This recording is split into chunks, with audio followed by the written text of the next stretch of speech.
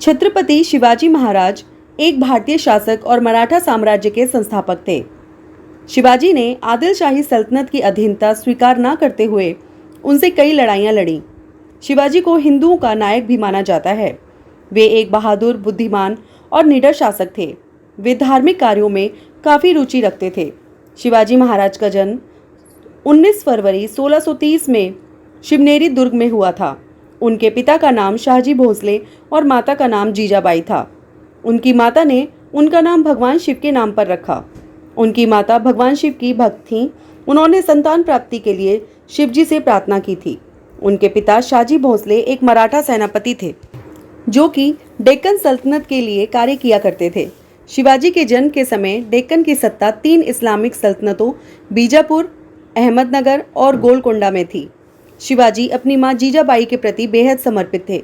उनकी मां जीजाबाई बहुत ही धार्मिक प्रवृत्ति की थीं। वे बचपन से ही शिवाजी को युद्ध की कहानियां सुनाया करती थीं।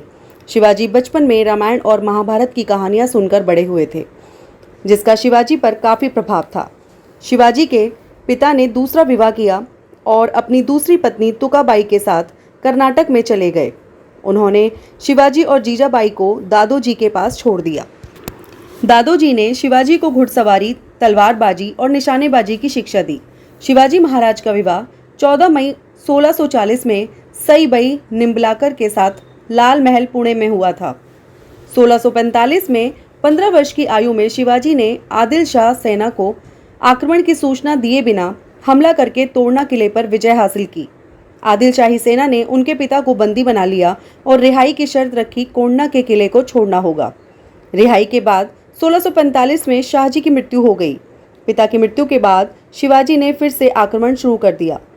1659 में आदिल शाह ने अपने सबसे बहादुर सेनापति अफजल खान को शिवाजी को मारने के लिए भेजा। शिवाजी और अफजल खान 10 नवंबर 1659 को प्रतापगढ़ के किले के पास एक झोपड़ी में मिले। दोनों के बीच एक शर्त रखी गई कि वे दोनों अपने साथ केवल एक ही तलवार लाएंगे। शिवाजी को अफजल खां पर भरोसा नहीं था, इसलिए उन्होंने कपड़ों के नीचे कवच पहना और दाईं भुजा पर बाघ नख रखा और अफजल खां से मिलने पहुंच गए। अफजल खां ने शिवाजी के ऊपर वार किया, लेकिन कवच की वजह से शिवाजी बच गए और तब शिवाजी ने बाघ नख से अफजल खां पर हमला कर दिया। हमला इतना घातक था कि अफजल खां बुरी तरह घायल हो गया और उसकी मृत्यु हो गई। इसके बाद शिवाजी की सेना ने बीजापुर पर आक्रमण कर दिया।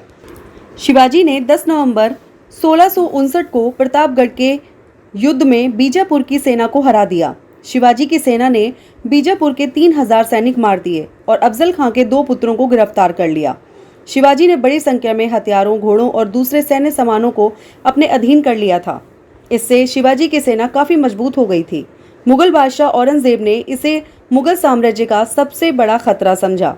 औरंगजेब ने दक्षिण भारत में अपने मामा शाइस्ता खान को सूबेदार बना दिया था। शाइस्ता खान 1,50,000 सैनिकों के साथ पुणे पहुंच गया और वहां लूटपाट शुरू कर दी।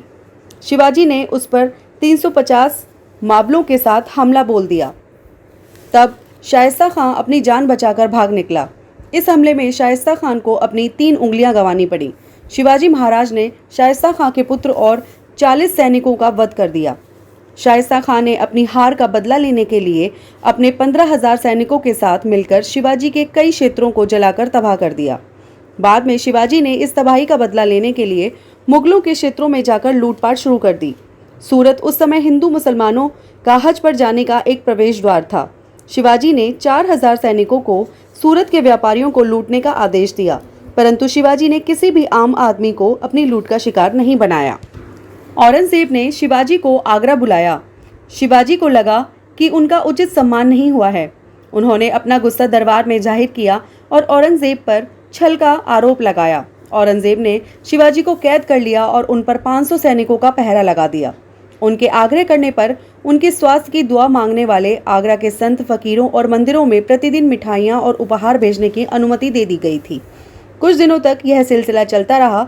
एक दिन शिवाजी ने संभाजी को मिठाई की टोकरी में बिठाया और खुद मिठाई की टोकरी उठाने वाले मजदूर बन गए। इस प्रकार वहां से भाग निकलने में सफल हुए। इसके बाद शिवाजी ने खुद को और संभाजी को मुगलों से बचाने के लिए संभाजी की मौत की अफवाह फैला दी। इसके बाद संभाजी को मथुरा में एक ब्राह्मण के घर छोड़कर शिवाजी महाराज बनारस चले गए औरंगजेब को लगा कि जयसिंह ने शिवाजी को भागने में मदद की है, इस कारण औरंगजेब ने जयसिंह को विष देकर मरवा डाला। जसवंत सिंह के द्वारा पहल करने पर शिवाजी ने दूसरी बार मुगलों से संधि कर ली। सन 1670 में सूरत नगर को दूसरी बार शिवाजी ने लूटा। नगर में 132 लाख की संपत्ति शिवाजी के हाथ लगी और लौटते वक्त शिवाजी ने एक बार फिर मुगल सेना को सूरत में परास्त किया। सन 1674 तक शिवाजी के साम्राज्य का अच्छा खासा विस्तार हो चुका था। पश्चिमी महाराष्ट्र में स्वतंत्र हिंदू राष्ट्र की स्थापना के बाद शिवाजी ने अपना राज्याभिषेक कराना चाहा, परंतु ब्राह्मणों ने इसका विरोध किया क्योंकि शिवाजी क्षत्रिय नहीं थे। उन्होंने कहा कि क्षत्रियता का प्रमाण लाओ तभी राज्याभिषेक होगा। बालाजी राव जी ने शिवाजी का संबंध मेवाड़ के सिसोदिया वंश से संबंध के प्रमाण भेजे। 1674 ईस्वी में शिवाजी ने खुद को मराठा साम्राज्य का स्वतंत्र शासक घोषित किया और उन्हें रायगढ़ में छत्रपति शिवाजी के रूप में ताज पहनाया गया। उनका राज्याभिषेक मुगल सल्तनत के लिए चुनौती बन गया।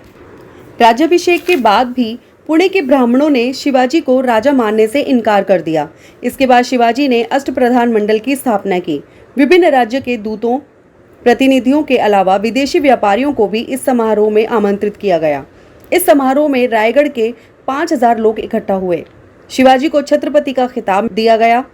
उनके राज्याभिषेक के 12वें दिन उनकी माता का देहांत हो गया।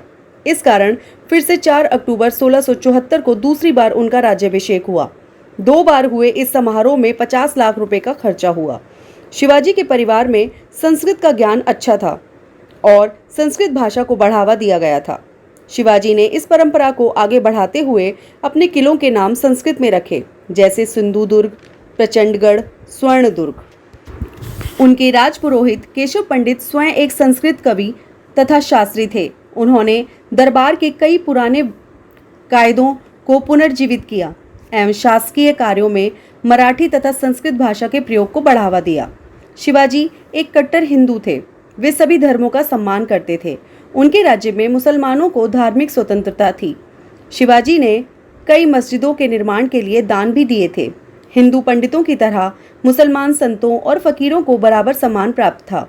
उनकी सेना में कई मुस्लिम सैनिक भी थे। शिवाजी हिंदू संस्कृति का प्रचार किया करते थे। वे अक्सर दशहरे पर अपने अभियानों का आरंभ किया करते थे। शिवाजी ने काफी कुशलता से अपनी सेना को खड़ा किया था। उनके पास एक विशाल नौसेना भी थी, जिसके प्रमुख मयंक भंडारी थे।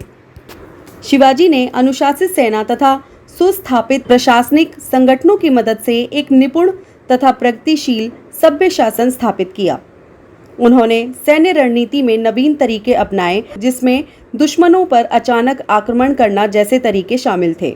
शिवाजी ने प्रशासनिक कार्यों में मदद के लिए 8 मंत्रियों की एक परिषद बनाई, जिसे अष्टप्रधान कहा जाता था।